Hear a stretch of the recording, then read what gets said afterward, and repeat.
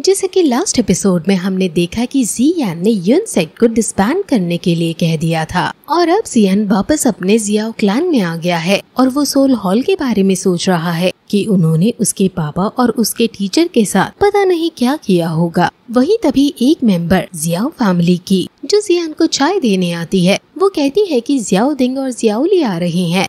जियान अपने भाइयों को देखकर थोड़ा खुश होता है। जियान अपने भाइयों को रेस्ट करने को कहता है क्योंकि वो काफी इंजर हो गए हैं इस युद्ध में। इसलिए उसके भाई कहते हैं कि जब तक तुम हमारे साथ हो हमें कुछ दिक्कत नहीं होगी, इसलिए तुम हमारी तरफ से बेफिक्र हो जाओ। तुम जियाओ फैमिली के सबसे इम्पोर्टेंट पर्सन हो, इसलिए तुम अपनी हेल्थ का ध्यान रखो और ऐसा कुछ मत करो जो तुम्हें रिस्क में डाले। जियान उनसे अब युन नेनसेट के बारे में पूछता है क्योंकि अब युद्ध हुए कुछ दिन हो गए हैं और उसके भाई बताते हैं कि ज्यादातर क्लैन डिसबैंड हो गया है और कुछ क्लैन मेंबर्स जो बड़ी बड़ी पोजीशन पर हैं, वो धीरे धीरे अलग हो रहे हैं और आधा महीना उन्हें लगेगा वहाँ से हटने में।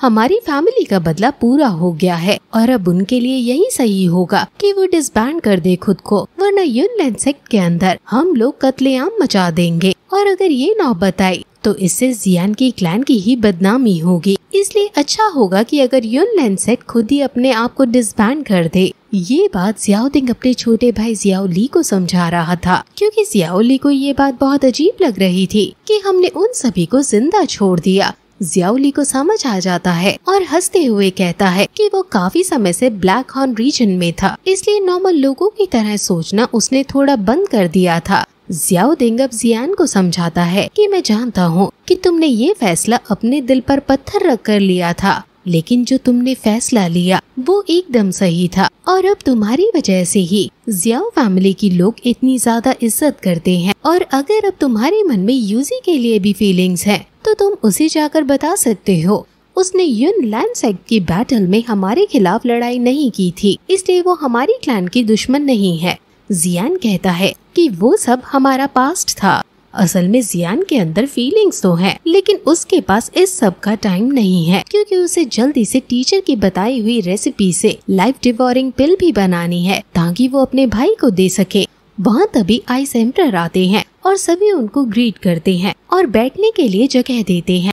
जियान आइस एम्परर से कहता है कि इस युद्ध में मैं काफी ज्यादा इंजर हो गया हूँ, जिस वजह से कुछ टाइम तक मैं दो होंग पर नहीं चढ़ पाऊंगा, लेकिन मैं अपनी पूरी कोशिश करूंगा। जिस पर आइस एम्परर कहते हैं कि बेशक तुम बहुत इंजर हो गए हो, लेकिन इस युद्ध से तुम्हारा पोटेंशियल और ज्यादा बड़ा है। ये एक तरह का इनडायरेक्ट गेन है जो तुम्हें हुआ है। जब तुम इंजरी से पूरी तरह रिकवर हो जाओगे तब तुम्हारी कल्टीवेशन स्पीड और ज्यादा बढ़ गई होगी और फिर देखते हैं कि तुम दो होंग पर ब्रेक थ्रू कर पाते हो या नहीं।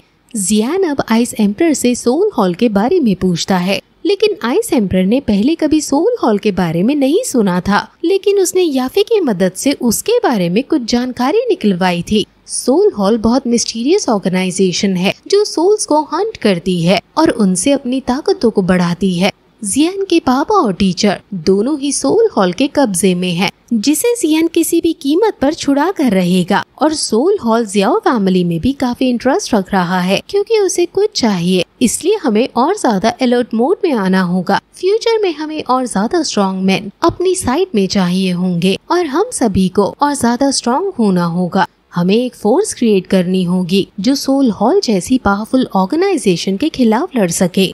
आइस एम्परर कहते हैं कि अब इस युद्ध के बाद जियान की इम्पोर्टेंस जियामा एम्पायर में बहुत ज्यादा बढ़ गई है, इसलिए अब जब भी जियान अपनी मदद के लिए किसी को बुलाएगा लोग उसे अपना सौभाग्य समझेंगे। बाकी क्लैंस को इससे अपना प्रॉफिट होगा, लेकिन जियान अभी अगर इस सब में पड़ा तो वो स्ट्रॉन्ग नहीं हो पाएगा। लेकिन तभी उसका फर्स्ट ब्रदर उसकी दिक्कत समझ जाता है और कहता है कि ये सब वो संभाल लेगा। वो यहाँ पावरफुल क्लैन बनाएगा अपनी जियान क्लैन की और बाकी क्लैंस के साथ एलाइज बनाएगा। अब जियान टेंशन फ्री हो जाता है और आइस एम्परर से कहता है कि वो एल्डर फार्मा और बाकी बड़ी बड़ी क्लैंस के हेड के पास जाकर मेरे साथ एलाइज करने के लिए मनाए। ये अभी जियामा एम्पायर में है और जियामा एम्पायर का जो रॉयल किंगडम है, जो इस एम्पायर का मेन राजा है जिसके ऊपर एडमिनिस्ट्रेटिव वर्क रहता है, वो रॉयल फैमिली के पास है। और अब प्रिंसेस याओ यू और उसके ग्रैंडफादर जो अभी रॉयल फैमिली के हेड हैं, वो आपस में अब बात कर रहे हैं कि यूजी ने युनलैंड सेक्ट को पूरी तरह से डिसबैंड कर ही दिया है और फ्यूचर में युनलैंड सेक्ट सिर्फ इतिहास के पन्नों तक ही सीमित रह जाएगा। लेकिन अभी जिया लाओ यानी उसके ग्रैंडफादर को ये चिंता है कि उन्होंने एक टाइगर को मारा है, लेकिन कहीं जियान नाम का दूसरा टाइगर अगर युनशान की जगह आ गया तो कहीं जियाओ क्लैन अगली युन सेक्ट बन गई तो क्या होगा।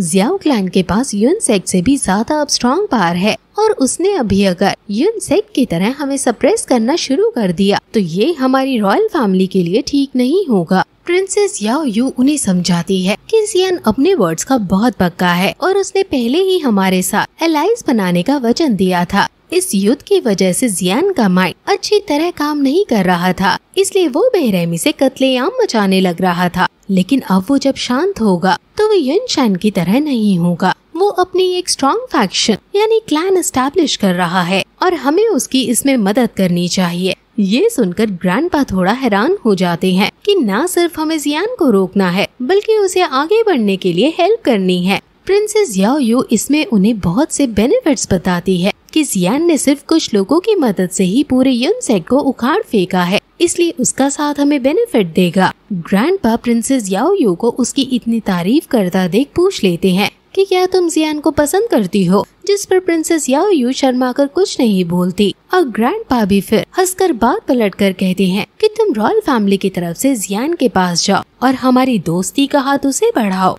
जियामा एम्पायर को वैसे भी स्ट्रॉन्ग लोगों की जरूरत है और शायद जियान ही इसके लिए एकदम सूटेबल कैंडिडेट है और साथ ही साथ वो उसे पॉइजन सेक्ट के बारे में इन्वेस्टिगेशन करने को भी कहते हैं। पॉइजन सेक्ट की बात डे बाय डे मिस्टीरियस तरीके से बढ़ती जा रही है और शायद कुछ समय में पॉइजन सेक्ट रॉयल फैमिलीज की मीटिंग में भी बैठने लगेगा, इसलिए पहले ही उनके बारे में इंफॉर्मेशन आने से हमें हर तरफ की जानकारी रहेगी। जिस पर प्रिंसेस याओ यू कहती है कि उसने पहले ही काफी सारे स्पाइस वहाँ छोड़ दिए थे, लेकिन सभी से सिर्फ मुझे 2 वर्ड सुनने को मिले और वो 2 वर्ड है पॉइजन गर्ल।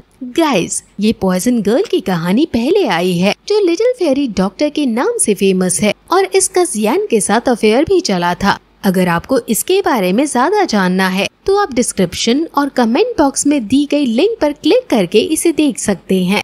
वही जियान टीचर की दी हुई रेसिपी देख रहा था जिसमें उन्होंने लाइफ डिवोरिंग सोल पिल बनाना बताया है, लेकिन उसके लिए बहुत खास तरह के इंग्रेडिएंट्स चाहिए जिसे पाने में बहुत टाइम जा सकता है, इसलिए जियान थोड़ी चिंता में आ रहा है। लेकिन तभी वहाँ एक जियाओ मेंबर जियान को खबर देती है कि रॉयल फैमिली से प्रिंसेस याओ यू उसे मिलने आई है। जियान सोचने लगता है कि वो आखिर यहाँ क्यों आई होगी। वो उससे मिलने वहाँ जाता है, जिस पर प्रिंसेस याओ यू कहती है कि आप तो ईद के चांद हो रखे हो, बहुत बार मिलने की कोशिश करने पर कभी कभार मिलते हो और आज फाइनली तुम मुझे मिल ही गए। जियान पूछता है कि आपके यहाँ आने का क्या कारण है, जिस पर प्रिंसेस याओ यू थोड़ा हंसते हुए कहती है कि अभी हमने मिलकर एक बहुत बड़ी जंग जीती है, क्या मैं तुमसे मिलने भी नहीं आ सकती। जिस पर जियान भी थोड़ा हंस जाता है और उसको बैठने के लिए सीट देता है और कहता है कि तुम सिर्फ मुझे देखने के लिए तो नहीं आई होगी ना। जिस पर प्रिंसेस याओ यू कहती है कि मैंने सुना है कि तुम जियामा एम्पायर में बहुत बड़ी क्लैन बनाने जा रहे हो। जिस पर जियान हाँ कहता है और बताता है कि जियाओ फैमिली के कुछ दुश्मन हैं जो बिल्कुल भी ऑर्डिनरी नहीं है,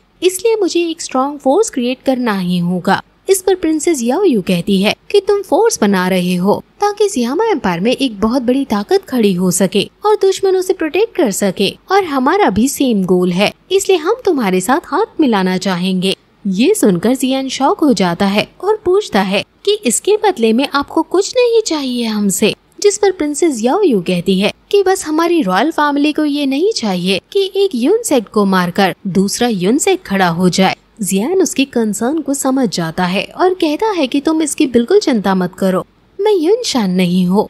जब तक रॉयल फैमिली जियान की दुश्मन नहीं है, मैं हमेशा रॉयल फैमिली की मदद याद रखूंगा और जब जरूरत होगी मैं तुम्हारी यानी रॉयल फैमिली की मदद करने से भी पीछे नहीं हटूंगा।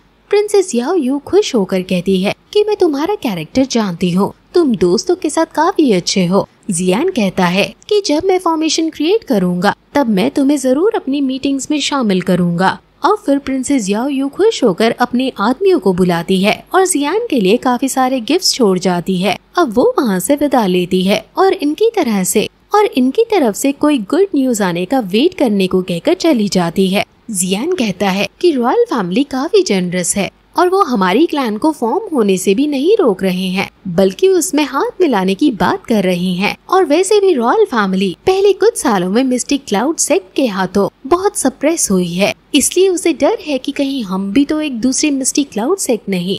अब हमारे लिए इसमें ही फायदा होगा कि हम रॉयल फैमिली का हाथ पकड़ लें, ताकि एक एक करके फिर बाकी जैसे एल्केमी एसोसिएशन भी हमारे साथ हाथ मिला ले। वो अब ऐसे ही बात कर रहे थे कि तभी वहाँ एक दूत ये कहता है कि मिस नैनरैन आपसे मिलना चाहती है। जियान सोच में पड़ जाता है कि मिस नैनरैन जियान से क्यों मिलना चाहती है।